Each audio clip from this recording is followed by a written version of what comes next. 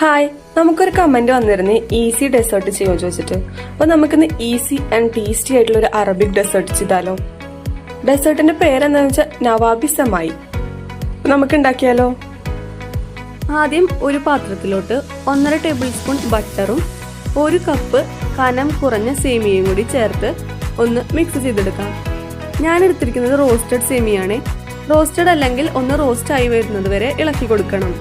ഇനി ഇത് സ്പൂൺ വെച്ച് ഒന്ന് പൊടിച്ചു കൊടുക്കണം.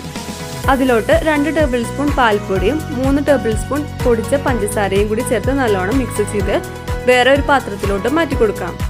ഇനി ഇതേ പാത്രത്തിലോട്ട് 1.5 ഗ്ലാസ് പാലും ആവശ്യത്തിന് പഞ്ചസാരയും 1 സ്പൂൺ പാൽപ്പൊടിയും ചേർത്ത് ഇളക്കി പാലൊന്ന് തിളച്ച് വരുമ്പോൾ അതിലോട്ട് 1/2 ഗ്ലാസ് പാലിൽ 1 സ്പൂൺ കോൺഫ്ലോർ മിക്സ് ചെയ്തത് കൂടി ചേർത്ത് നല്ലോണം ഇളക്കി ഒന്ന് കുറുക്കിയെടുക്കണം.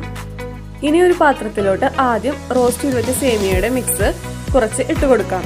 അതിൻ്റെ മേലെ കുറച്ച് റോസ്റ്റ് ചെയ്ത കാഷ്യൂ ഇട്ട് കൊടുക്കാം. ഇനി അതിലോട്ട് പാലിൻ്റെ മിക്സ് ഒഴിച്ചു കൊടുക്കാം.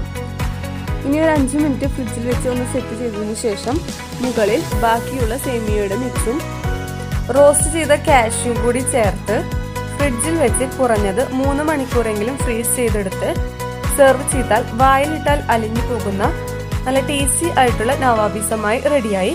എല്ലാവരും ട്രൈ ചെയ്ത് നോക്കണേ. വീഡിയോ ഇഷ്ടപ്പെടുകയാണെങ്കിൽ ലൈക്ക് ചെയ്യാനും ഷെയർ ചെയ്യാനും സബ്സ്ക്രൈബ് ചെയ്യാനും മറക്കരുത്. അപ്പോൾ ഇനി അടുത്ത റെസിപ്പിയുമായി വരാം. ബൈ.